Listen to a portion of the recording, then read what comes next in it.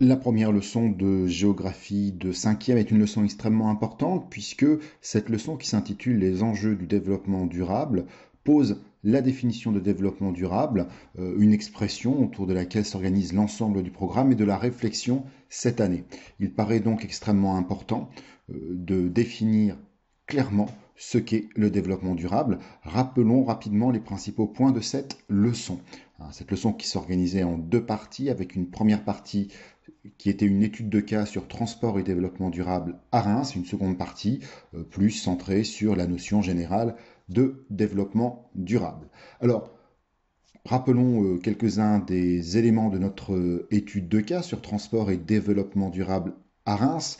Nous avons vu tout d'abord que différents problèmes se posaient au sein de l'agglomération rémoise et parmi ces problèmes, nous avons identifié la pollution, puisque on constate que le niveau de pollution à Reims est supérieur à la moyenne nationale, avec une pollution qui est à peu près pour moitié liée au transport de personnes et de marchandises. Et deuxième élément, nous avons constaté un niveau de bruit relativement élevé à Reims sur les principales artères du centre-ville, avec un niveau de bruit qui dépasse souvent les 70 décibels.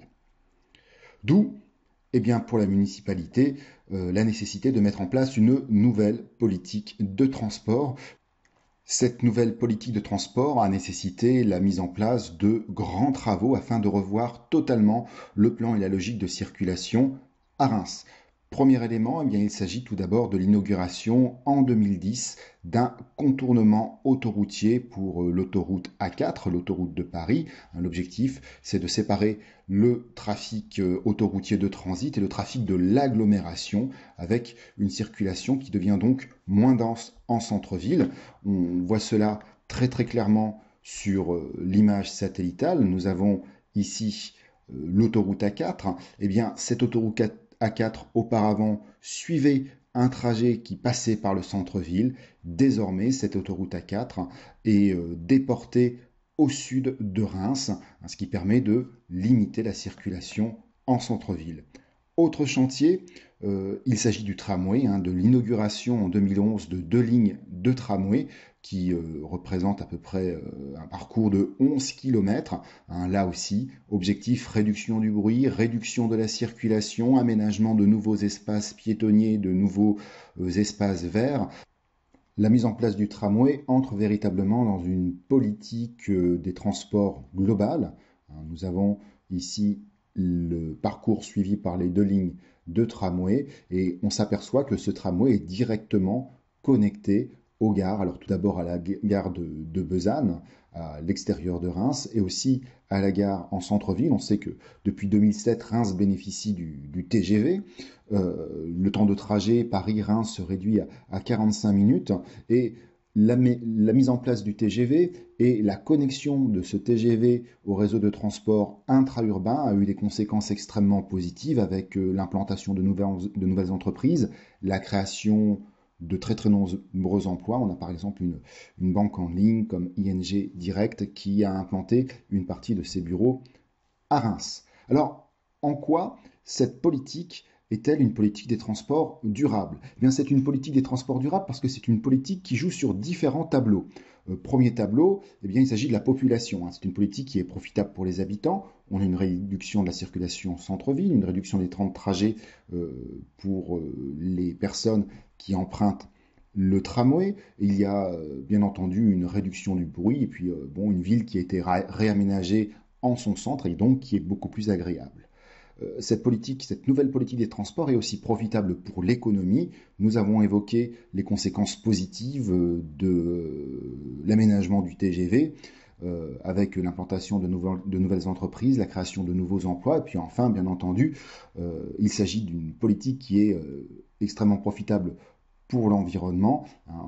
On a une réduction de la circulation, donc une réduction des émissions polluantes en centre-ville, et puis une réduction du bruit. Et nous avons véritablement ici une politique de développement durable et nous en arrivons donc en fait à la définition de développement durable, ce qui est notre objectif dans cette leçon. Qu'est-ce que le développement durable? Eh bien, le développement durable, c'est un développement global. La notion de développement durable a été définie en 1987 dans un rapport de l'Organisation des Nations Unies, dans un rapport qui est appelé le rapport Brundtland, du nom de la présidente de la Commission mondiale sur l'environnement et le développement. Et ce rapport définit le développement durable comme un mode de développement qui répond aux besoins du présent sans compromettre la capacité des générations futures de répondre aux leurs. Autrement dit, le développement durable, c'est un projet mondial qui vise à obtenir le meilleur équilibre entre développement humain, croissance économique, préservation de l'environnement pour les générations futures. Et c'est bien ce que nous avons au niveau de cette nouvelle politique des transports rémoise qui ménage la population, l'environnement et puis ces acteurs fondamentaux que sont les entreprises. On a l'habitude de représenter le développement durable par trois cercles entremêlés. Un cercle qui correspond à la société, qui doit aller vers l'équité, un cercle correspondant à l'économie, le développement économique devant être viable, et un cercle correspondant à l'environnement qui doit demeurer vivable, y compris pour les générations futures.